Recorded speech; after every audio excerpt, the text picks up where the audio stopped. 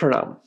आज के इस वीडियो में हम ये जानने की कोशिश करेंगे ऐसे कौन सी 10 प्रैक्टिसेस हैं जो हमारे आसपास के लोग हमें बताते हैं, कई बार हमें मिस इन्फॉर्म करते हैं और जिन प्रैक्टिसेस को करने के बाद हमें या तो फैट लॉस नहीं दिखता है या तो हम फैट लॉस को ज़्यादातर टाइम के लिए सस्टेन नहीं कर पाते हैं।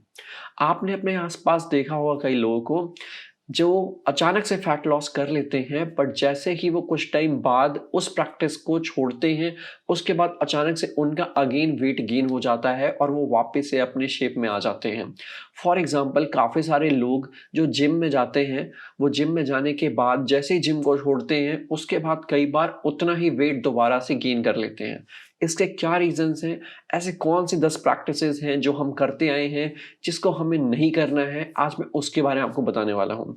तो ये वीडियो काफ़ी इंपॉर्टेंट है। इन 10 प्रैक्टिसेस को आपके आसपास कोई भी कर रहा है तो आपको उनको समझाना है, उनको एजुकेट करना है। अगर आप खुद भी कर रहे हैं तो इन प्रैक्टिसेस को आप ना करें और इनके जगहों पे कुछ बेटर हेल्दी आप ऑप्शंस को चूज करें। तो सबसे पहले मैं स्टार्ट करता हूँ हमारे स्पॉट रिडक्शन से।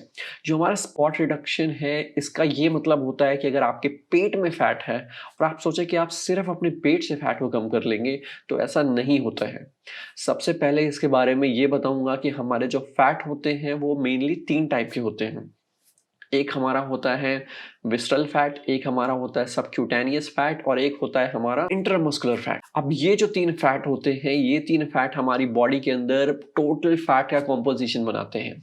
पर यहाँ पे जो सबक्यूटेनियस फैट होता है, उसका मतलब होता है जो हमारे स्किन के अंडर में फैट होता है वो। फिर हमारा दूसरा जो विसरल फैट है वो हमारे पेट में आता है और जो हमारा लास्टली इंट्रामस्कुलर फैट है वो हमारे मसल्स के अंदर आता है और मसल्स के फंक्शन के लिए वो जरूरी होता है। आपको ये समझना पड़ेगा जो हमारे पेट में फैट दिखता है वो एक्चुअल में सबक्यूटेनियस फैट और विसरल फैट इन दोनों को मिला के बना होता है। यानी कभी भी अगर हमें फैट आएगा तो वो पेट में आएगा और ये जनरली ट्रू रहता है फॉर एवरीबडी। इवन हम फीमेल्स में देखें तो फीमेल्स में थोड़ा सा डिस्ट्रीब्यूशन फैट का कई बार डिफरेंट होता है, पर एट द एंड उनके भी पेट में फैट आने लग जाता है। तो हमको ये समझना है कि कभी भी सिर्फ हम पेट की एक्सरसाइजेस करेंगे और सोचे कि उससे फैट कम हो जाएगा, तो ऐसा नहीं होने वाला है।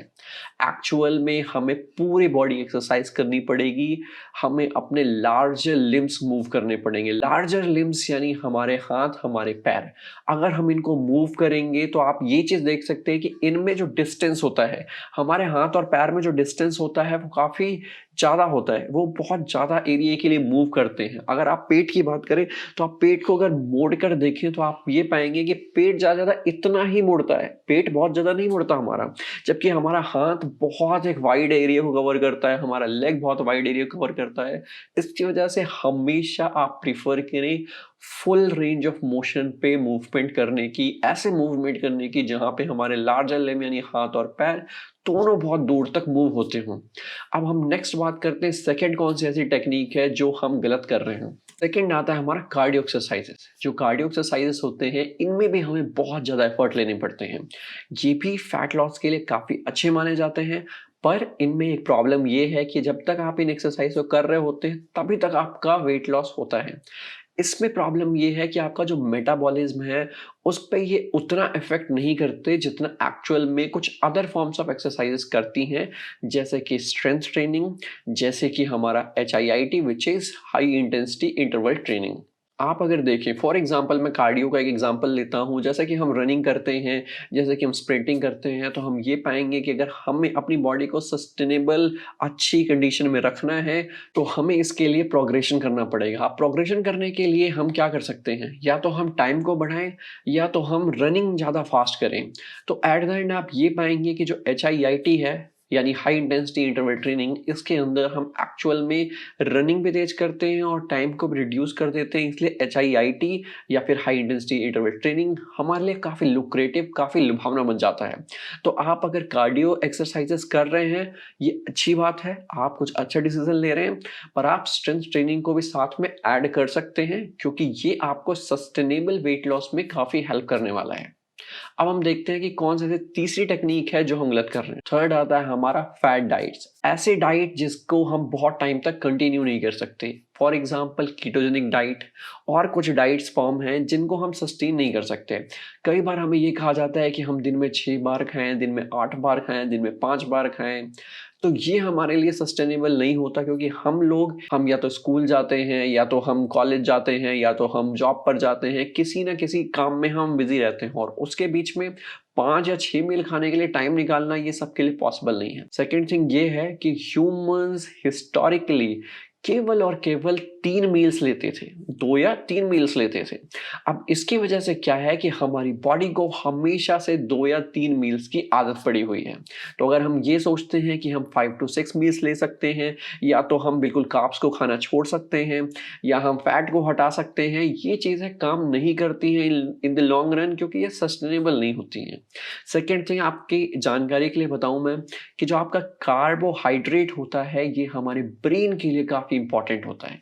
हमारे ब्रेन सेल्स को फंक्शन करने के लिए कार्बोहाइड्रेट चाहिए होता है।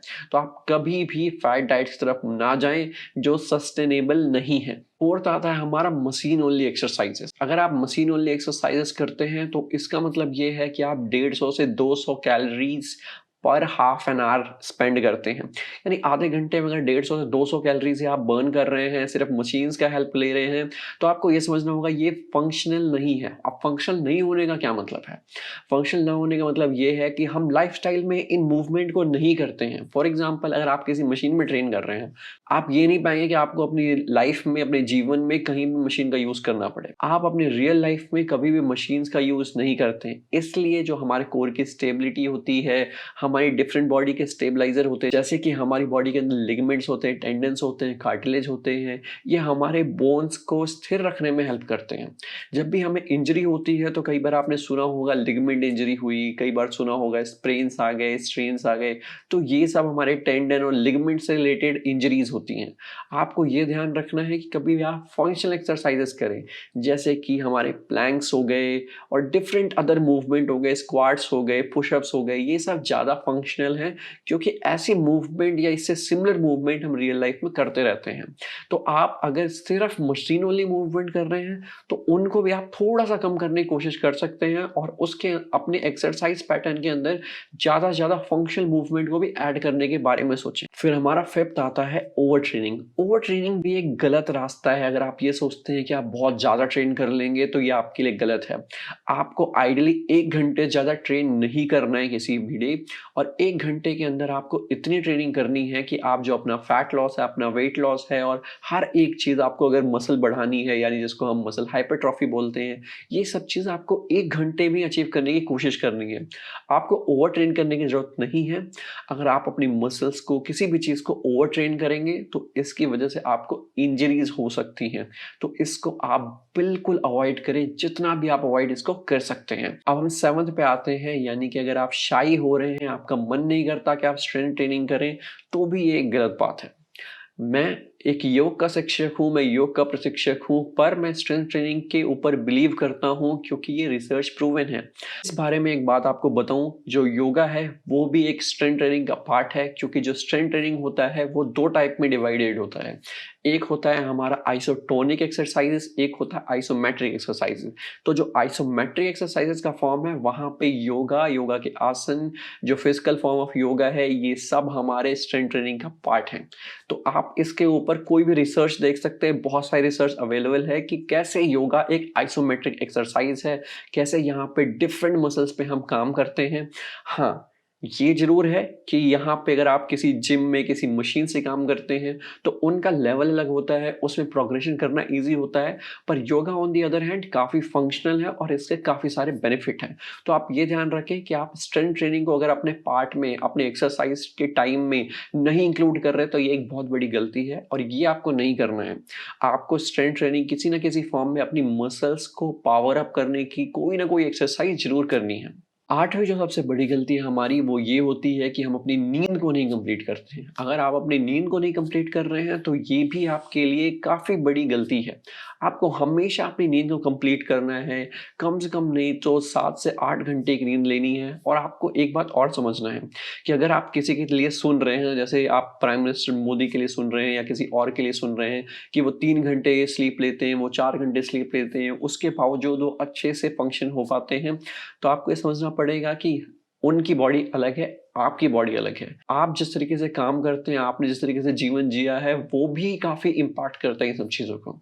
उनके लिए शायद 3 घंटे नींद लेने के बाद भी फंक्शनल रहना पॉसिबल होगा, पर एक एवरेज इंसान के लिए ये चीज़ पॉसिबल नहीं है। 7 टू 8 आवर्स की स्लीप आपको ज़रूर लेनी है और उसके बाद ही आपके जो मसल्स हैं, आपके जो हार्मोन्स हैं, जो स्लीप के टाइम में किक इन करते हैं, जो आपके ब्रेन को रिपेयर करते हैं, आपके सेल्स को रिपेयर करते हैं, जो आपके प्रोटीन सिंथेसिस करते हैं बॉडी में, वो सब नाइट में जब आप सोते हैं उस टाइम ही होता है। तो कभी भी अपने स्लीप को कभी भी इग्नोर ना करें। 9वीं जो सबसे बड़ी गलती है वो हमारी ये होती है कि हम बहुत सारी चीज़ खाते रहते हैं, हमारा मुँह चलता रहता है लगातार, हम कुछ ना कुछ खाने के आदी होते हैं।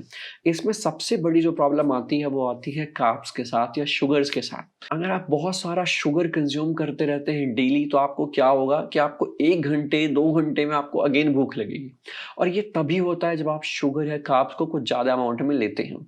अगर आप फाइबर रिच कंटेंट लेंगे, अगर आप प्रोटीन लेंगे तो आप ये पाएँगे कि आपका बॉडी जो आपका पेट है वो काफ़ी टाइम तक फुल रहेगा और आपको बहुत जल्दी मंचिंग का मन नहीं करेगा। तो हमेशा ये ध्यान रखें कि आप शुगर और कार्बोहाइड्रेट्स को कम रखें और या फिर सिंपली आप मंचिंग लगातार कुछ न कुछ खाना इन सब चीज़ों को अवॉइड करें। आप मेनली फ़ोकस करें 3 टाइम अपने हैवी मील में।